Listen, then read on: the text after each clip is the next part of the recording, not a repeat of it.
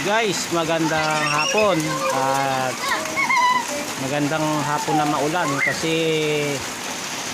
mag-alas 5 pa lang maulan na guys. Mabuti nakauwi kami ng maaga guys. Ngayon yung mga baby kapising naliligo guys oh.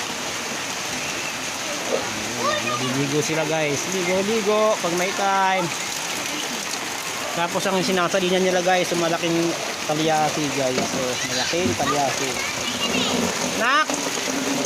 Subukan mo dyan. Oh, yan oh guys. Oh, kasang-kaya. Upo ka nak. Upo ka dali. Upo ka dali. Upo. Yan. Oh, diba guys? Pwede nang lutuin. Oh. Yan guys. Magandang hapon. Kapisin Ben ulit guys.